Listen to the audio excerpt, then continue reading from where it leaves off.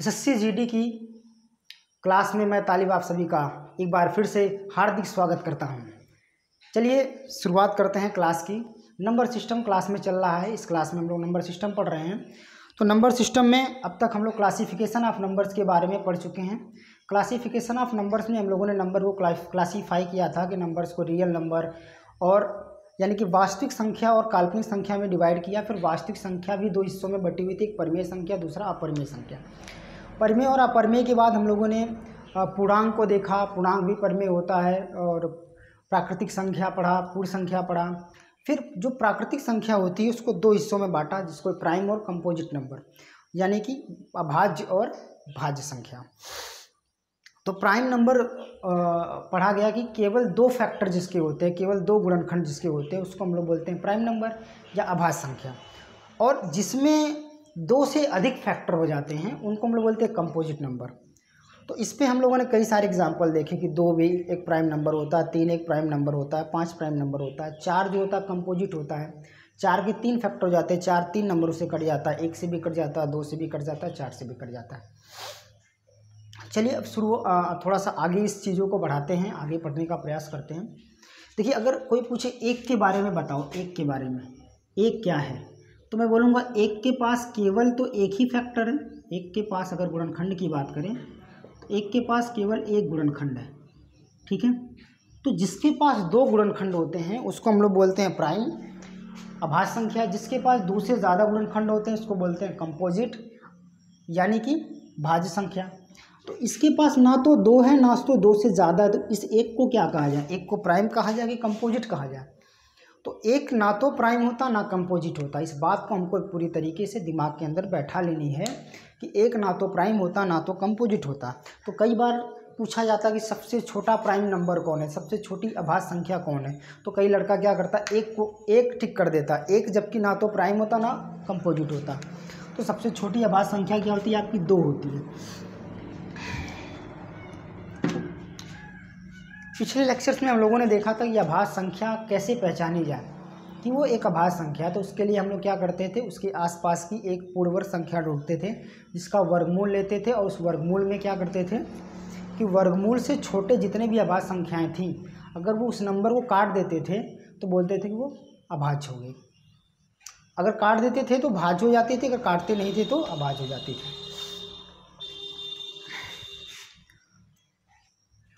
अब देखते हैं कि जैसे जो हमारे पास पूर्णांक है, पूर्णांक वो दो हिस्सों में बटा होता है। एक तो सम संख्या जिसको हम लोग कहते हैं इवन नंबर, सम संख्या या इवन नंबर, और दूसरा होता है विषम संख्या, विषम संख्या या ऑड नंबर, ठीक है, विषम संख्या या ऑड नंबर। तो सम किसको बोलेंगे, सम उसको बोलते हैं जो दो से डिवाइड हो, यानी दो से विभाज्य हो।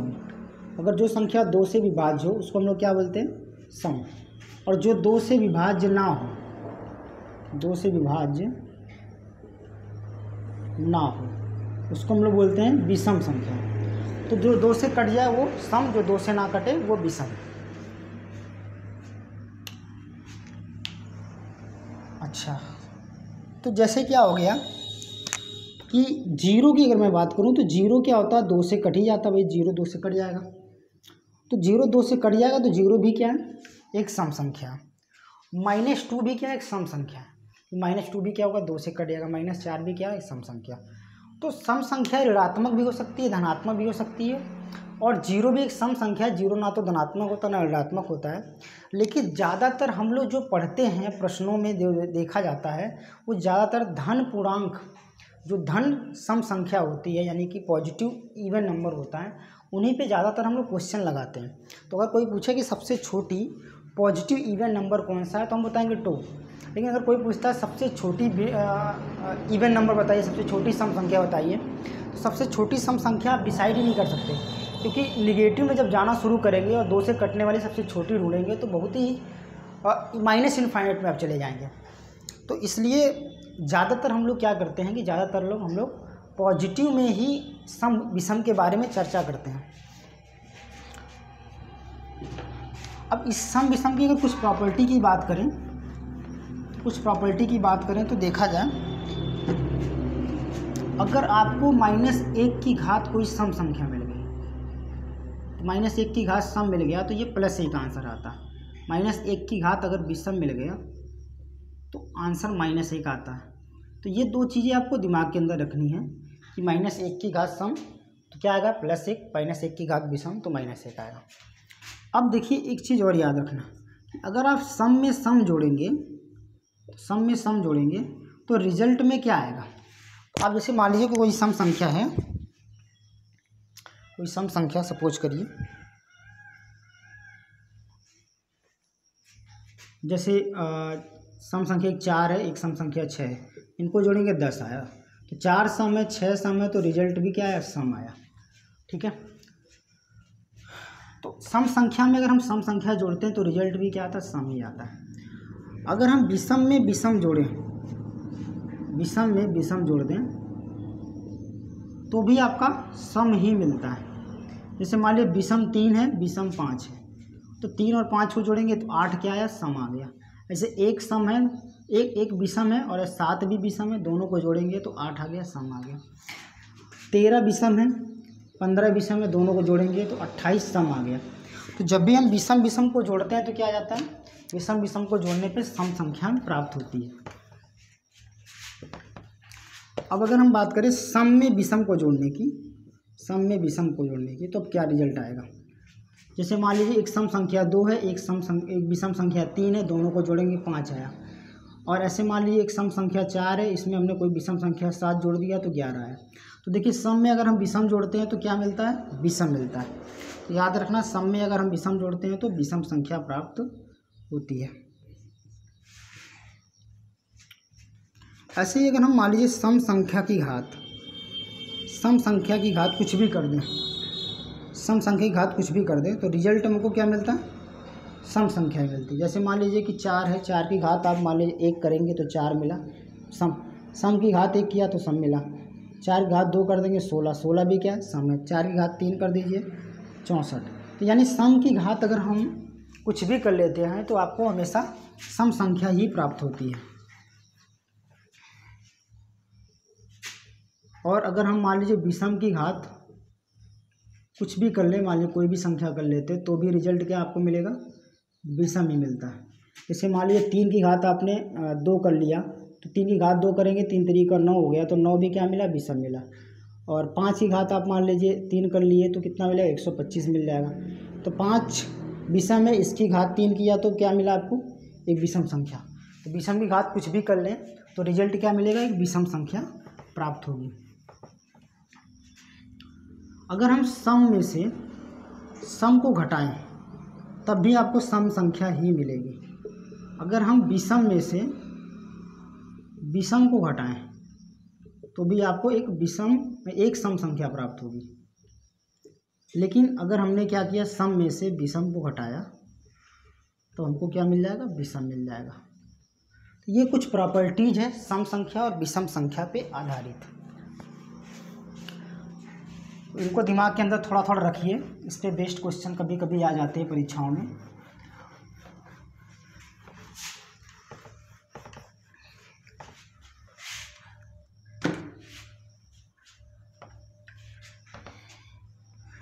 अब देखिए संख्या के प्रकार में अगर हम देखा जाए तो एक होता है को प्राइम नंबर, या इसको हम लोग बोलते हैं रिलेटिव प्राइम नंबर भी बोलते हैं। रिलेटिव प्राइम नंबर, तो को प्राइम नंबर या रिलेटिव प्राइम नंबर, या इसको हम लोग कहते हैं सह अभाज्य संख्या। ये क्या होता है, ये होता है दो संख्याओं का पेयर, दो संख्याओं का जोड़ा जिनका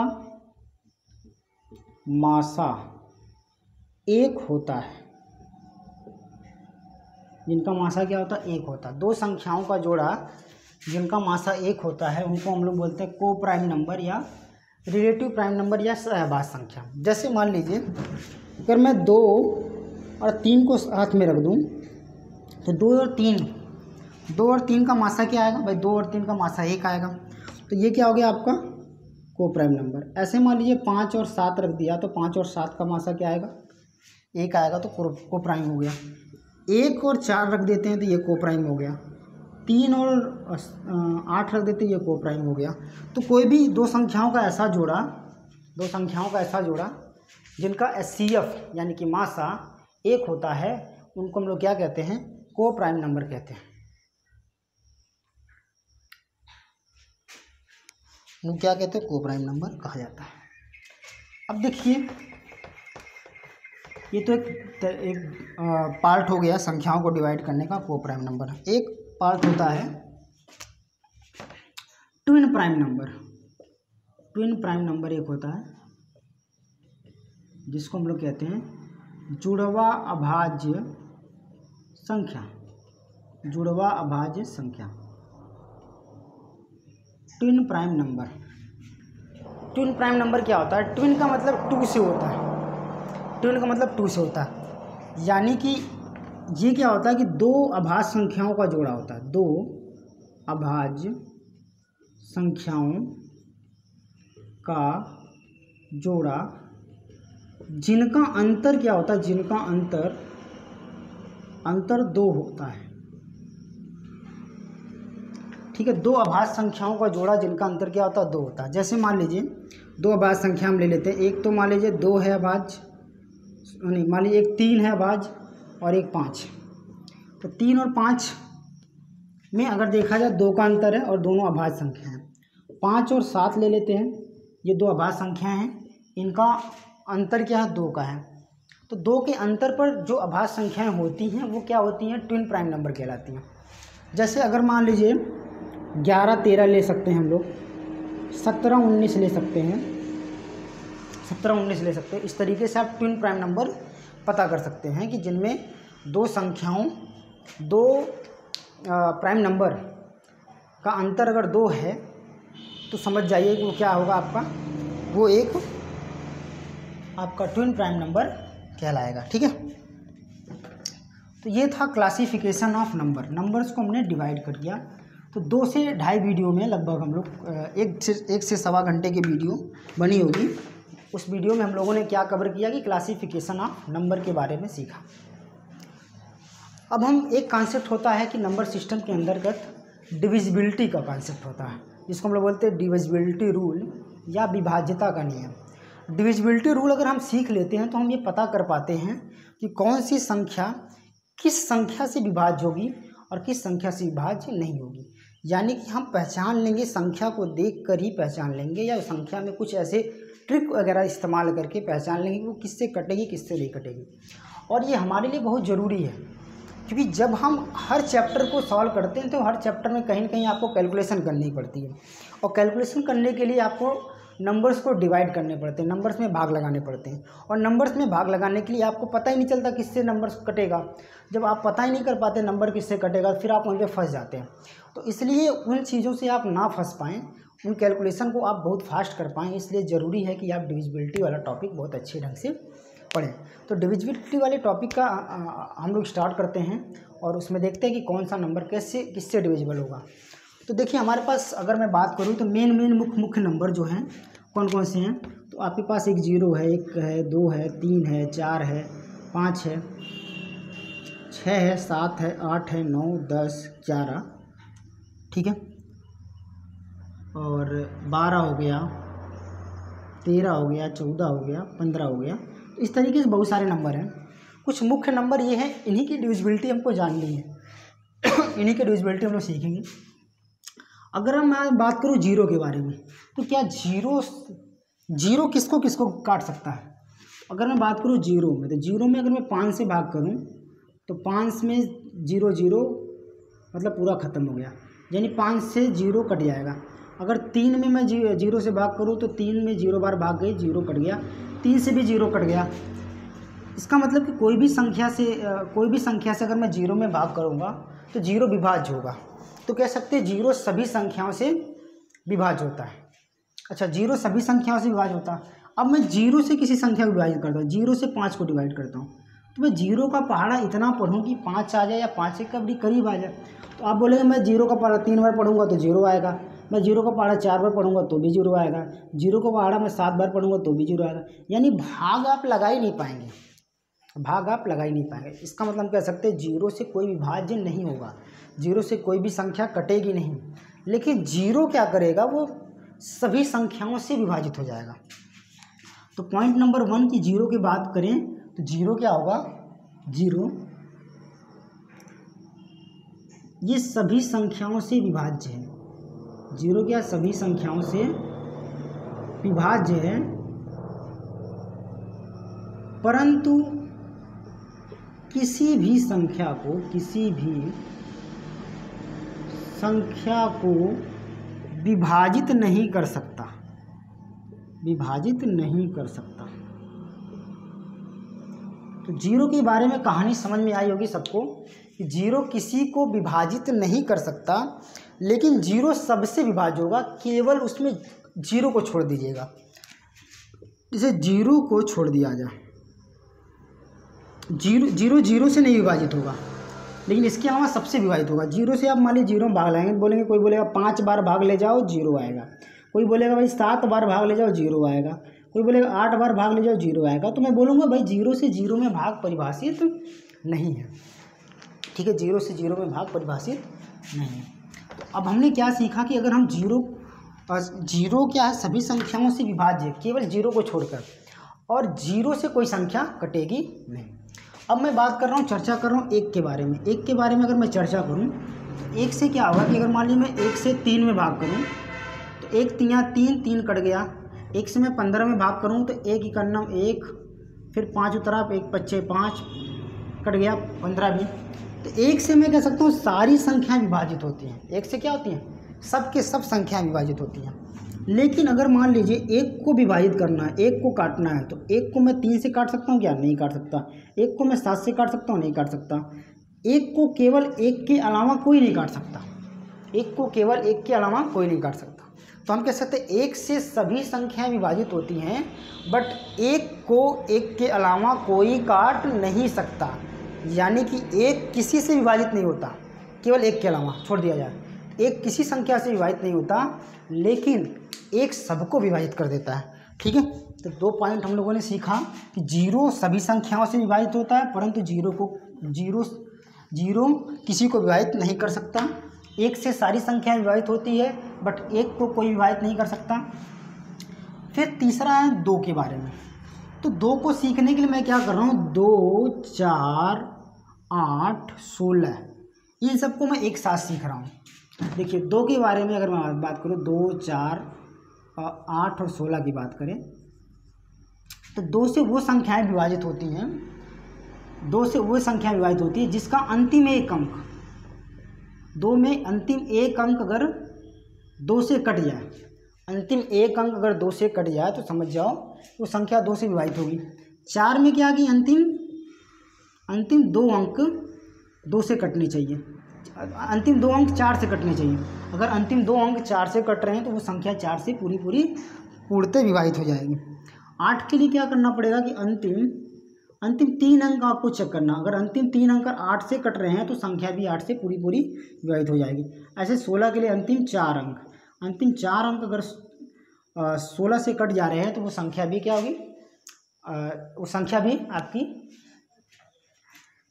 16 से कट जाएंगी। ऐसे 32 की मैं बात करूं तो 32 का अंतिम 5 अंक चेक करना होता है, अंतिम 5 अंक अगर 32 से कट रहा तो संख्या भी 32 से कट जाएगी।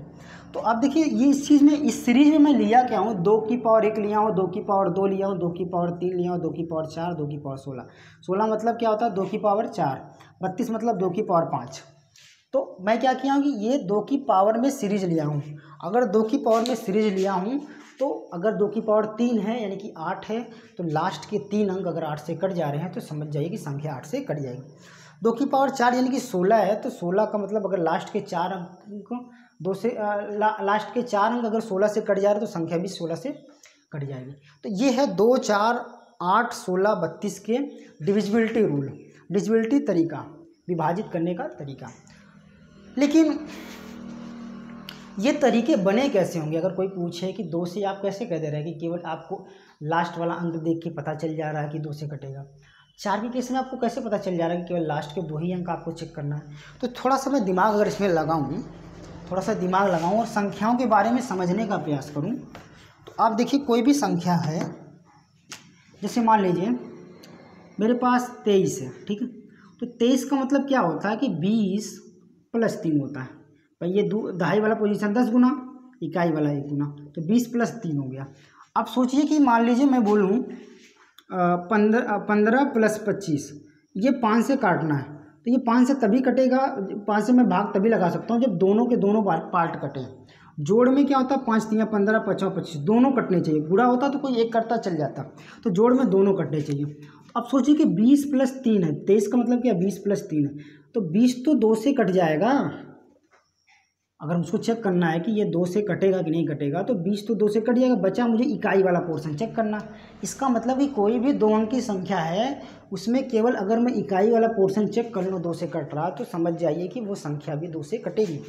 अच्छा, क्या केवल 2 अंक की संख्या में ऐसा है? मैं 177 लेता हूँ, अगर मैं इसको मुझे चेक करना है कि 2 से कटेगा कि नहीं कटेगा, तो मैं कहूँगा कि देखिए 177 का मतलब 1 का मतलब 100 हो गया, और 7 का मतलब 70 हो गया, और इस 7 का मतलब 7 हो गया।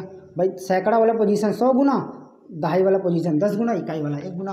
तो आपने 177 को लिख दिया 100 + 70 + 7, तो 100 तो 2 से कटेगा ना, सैकड़ा वाली पोजीशन 2 से कटी जाती है क्योंकि उसमें 100 से गुणा होने वाला है। दहाई वाली पोजीशन भी 2 से कट जाती है क्योंकि इसमें 10 से गुणा होने वाला है। तो अब बचता है इकाई वाला पोर्शन। अगर इकाई वाला पोर्शन 2 से कट गया तो बोल देंगे पूरी संख्या भी क्या हो जाएगी, 2 से कट जाएगी। तो इसका मतलब अगर 2 से आपको चेक करना है तो केवल इकाई वाला पोर्शन चेक करना चाहिए, ठीक है। अब मैं मान लीजिए कि मैं यहीं पे बात करता 4 से चेक करना है, तो 4 से चेक करने के लिए क्या करते हैं आप? 4 से चेक करने के लिए मान लीजिए कोई संख्या है 53 और आप चाहते हैं 4 से चेक करना, तो 5 का मतलब 50 और 3 का मतलब 3, तो ये 50 + 3 हो गया। इसका मतलब ये भी 4 से कटना चाहिए, ये भी 4 से कटना चाहिए, ये 4 से कटना मतलब ये भी 4 से कटना, मतलब पूरा का पूरा दोनों अंक यानी 53 पूरा अगर 4 से कटे तो मैं बोलूँगा कि संख्या भी क्या होगी, 4 से कटेगी। अच्छा, 3 अंकों की संख्या ले लेते हैं, मान लीजिए 132 ले लिया, तो इसको कह सकते हैं 100, इसको कह सकते हैं 30, इसको कह सकते हैं 2, तो 100 + 30 + 2, इस तरीके से हमने इसको तोड़ दिया। तो 100 तो 4 से कट ही जाएगा भाई, जिसमें 100 आएगा वो तो 4 से कटेगा।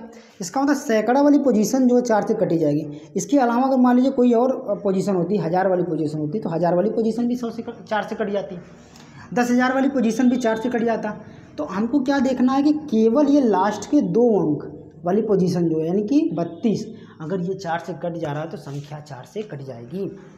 तो इस तरीके से जब बहुत सारे नंबर को एनालिसिस किया गया या जब हम लोगों ने नंबर को तोड़ के देखा तो पाया ये कि 2 वाले केस में आपको इकाई अंक चेक करना पड़ता है, 4 वाले केस में लास्ट के 2 अंक चेक करना पड़ता है, और 8 वाले केस में लास्ट के 3 अंक, और इसी तरीके से आप बढ़ते चले जाएं तो 16 वाले केस में लास्ट के 4 अंक और 32 वाले केस में लास्ट के 5 अंक चेक करने पड़ते हैं, ठीक है। अब एग्जामिनर इस पे प्रश्न कैसे बनाता है, देखिए एग्जामिनर अगर इसको प्रश्न बनाएगा तो कैसे बनाएगा, 2, 4, 8, 16 पे अगर कोई प्रश्न बनाएगा तो कैसे बनाएगा।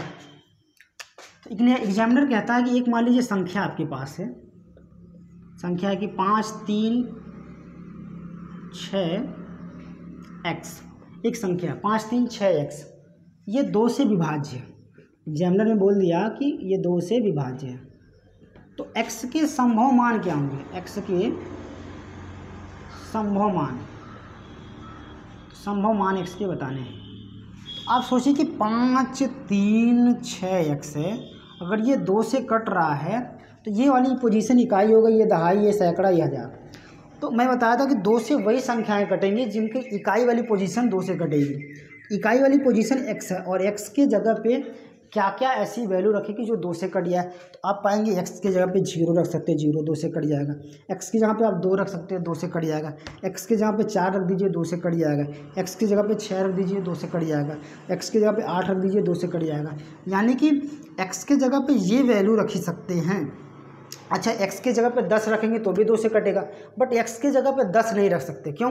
क्योंकि संख्या में जो x है वो एक अंक है और अंक 0 से लेकर 9 तक होता है, तो आप 10 नहीं रख पाएंगे। ठीक है, 10 नहीं रख पाएंगे। तो अगर 10 नहीं रख पाएंगे तो फिर कैसे करें? मतलब कहने का मतलब 10 नहीं रख पाएंगे, तो यहाँ पे 0 रख सकते हैं, 2 रख सकते हैं, 4 रख सकते हैं, 6 रख सकते हैं, 8 रख सकते हैं। तो कुल अगर प्रश्न में ये पूछा था कि कुल कितने संभव मान है, तो मैं बोलता 1 2 3 4 5, 5 संभव मान है। अगर प्रश्न में ये पूछा जाता कि x का सबसे न्यूनतम मान क्या है, तो मैं बताता 0। x का सबसे अधिकतम मान पूछा जाता तो मैं बताता 8। अगर x ऐसा पूछा जाता कि x के न्यूनतम और अधिकतम मानों का अंतर कितना है, तो 8 का अंतर है, 8 में से 0 घटा देता 8 आ जाता। ये भी पूछा जा सकता है x के जितने भी संभव मान है सबका जोड़ बताइए, तो सबको मैं जोड़ देता 8 6 14, 14 4 18, 18 2 20, 20 20 0 20 हो गया। ठीक है, तो आपने देखा कि यहाँ पे कितने टाइप के प्रश्न बन सकते हैं। एक तो टाइप का ये प्रश्न बन सकता है कि x के कुल कितने मान संभव हैं, तो काउंट कर लीजिए जितने मान संभव है। x का सबसे न्यूनतम मान क्या है, ये पूछा जा सकता है। x का सबसे अधिकतम मान है, ये पूछा जा सकता है। अधिकतम और न्यूनतम का जोड़ पूछा जा सकता है, अधिकतम और न्यूनतम का अंतर पूछा जा सकता है, और ये पूछा जा सकता है कि सभी जितने भी संभव मान हैं उनको जोड़ बता दीजिए। इस तरीके से प्रश्न आ सकते हैं। ठीक है, चलिए एक और क्वेश्चन करते हैं और थोड़ा सा और देखते हैं एग्जामिनर क्या क्या माइंडसेट बनाता है क्वेश्चन के लिए।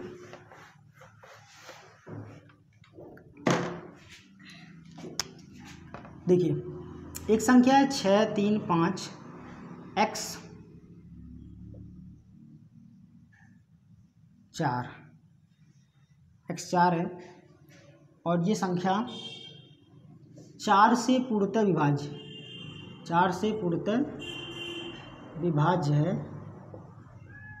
तो x के संभव मान सोचिए, x के संभव मान क्या क्या होंगे, x के संभव मान क्या होंगे। तो अब देखिए ये जो संख्या है, इसमें अंक है 6 है, 3 है, 5 है, x अंक है, 4 है, ये सारे अंक हैं। इनका हमको क्या बताना है, ये 4 से पूर्णतः कट रहे हैं, और 4 से पूर्णतः कटने के लिए, 4 से पूर्णतः कटने के लिए क्या जरूरी है कि अंतिम दो अंक 4 से कटे, लास्ट के 2 अंक 4 से कटने चाहिए। अब लास्ट के 2 अंक 4 से काटें कैसे, x और 4 को 4 से काटना है। तो मुझे पता है कि देखिए 4 से कटना है, तो अगर मैं x के जगह पे 0 रख दूँ तो 0 4 बनेगा, और 0 4 4 से कट जाएगा। भाई 0 4 का मतलब केवल 4, तो 4 से कट ही जाएगा। अगर x के जगह पे मैं 1 रखूँगा तो 14 बन जाएगा, ये 4 से नहीं कटेगा। x के जगह पे मैं 2 रख दूँगा तो 24 हो जाएगा, ये 4 से कट जाएगा। ठीक है, और x के जगह पे अगर 3 रख दूँ तो 34 बन जाएगा, नहीं कटेगा। x यहाँ पे 4 रख दूँ 44 बन जाएगा, कट जाएगा। ठीक है, ऐसे ही x के जगह पे अगर मैं 5 रख दूँ 54 बन जाएगा, 4 से नहीं कटेगा। x यहाँ 6 रख दूँ तो 64 बन गया, 4 से कट जाएगा। 7 रखूँ 74 बन जाएगा, 4 से नहीं कटेगा। और 8 रख दूँ 84 बन जाएगा, 4 से कट जाएगा। 9 रख दूँ 94 बन जाएगा, 4 से नहीं कटेगा। तो इसका मतलब कि मैं x के जगह पे कोई ना कोई अंक रख सकता था। तो आपने देखा कि x के जगह पे क्या क्या मिल सकता है, या तो 0 मिलेगा, या तो 2 मिलेगा, या तो 4 मिलेगा, या तो 6 मिलेगा, या तो 8 मिलेगा। यानी x के कुल कितने मान संभव हो गए, तो 1 2 3 4 5, 5 मान संभव हो गए।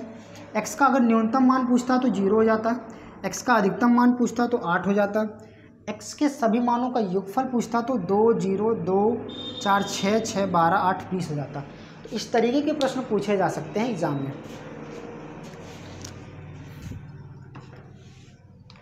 ये 2 4 8 16 की डिविजिबिलिटी रूल है कि 2 में हम लोग क्या करते हैं, एक अंक देखते हैं, 4 में क्या करते हैं 2 अंक अंतिम के देखते हैं, 8 में क्या करते हैं अंतिम के 3 अंक देखते हैं, और 16 में क्या करते हैं अंतिम के 4 अंक देखते हैं, 32 में अंतिम के 5 अंक। ये तो आपको रट्टा पूरा होना चाहिए, क्या देखें लास्ट में कि जिससे आपको पता चल जाए कि संख्या कटेगी कि नहीं कटेगी, विभाज्य होगी कि नहीं होगी।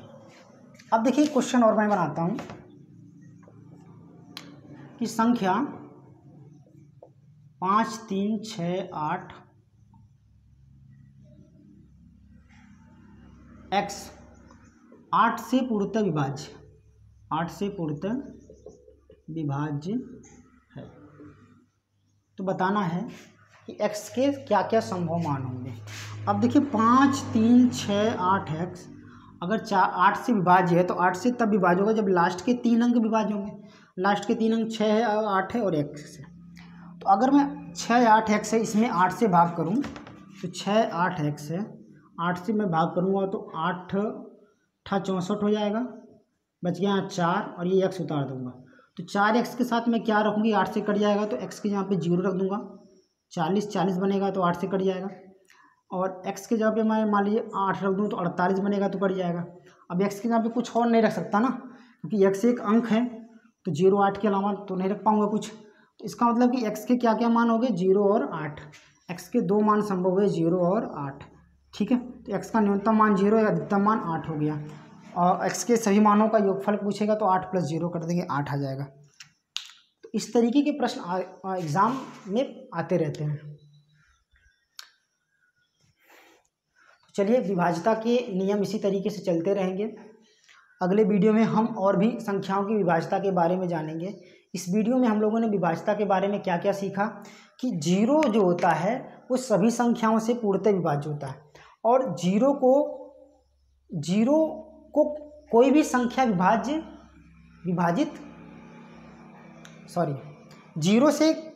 जीरो क्या होता है, सभी संख्याओं से विभाजित होती है, परंतु 0 किसी को विभाजित नहीं कर सकता। 1 से सारी संख्याएं विभाज्य होती हैं, लेकिन एक को छोड़कर कोई विभाजित नहीं कर सकता। और 2 की बात करें, 2, 4, 8, 16 की बात करें तो 1 अंक, 2 अंक, 3 अंक, 4 अंक, इस तरीके से आप अंतिम के 1, 2, 3, 4 अंक देखते रहिए। अगर वो कट जाते हैं तो मान के चलिए वो संख्या भी 2, 4, 8, 16 से कट जाएगी। ठीक है, आज के लिए इतना ही। आप सभी का बहुत बहुत धन्यवाद कि आप हमारे साथ जुड़े रहें। देखिए, आप लोग जो लोग अभी चैनल को सब्सक्राइब नहीं किए, चैनल को सब्सक्राइब कर दें, बेल आइकन भी दबा दें, जिससे हमको नोटिफिकेशन मिलता रहे मेरे वीडियो का और आप तक वो वीडियो पहुंच पाए, आप तक वो सारी नॉलेज पहुंच पाए। मैं पूरी तरीके से एक एक कंटेंट को बेसिक से लेकर चल रहा हूँ, उस सारी चीज़ों को एक्सप्लेन करते हुए पढ़ा रहा हूँ। ठीक है, इसके बावजूद अगर आपको कुछ कमी लगती है तो आप कमेंट सेक्शन में लिख कर बताएं, मैं उसमें सुधार करने का प्रयास करूँगा। ठीक है, चलिए मिलते हैं अब नेक्स्ट वीडियो में।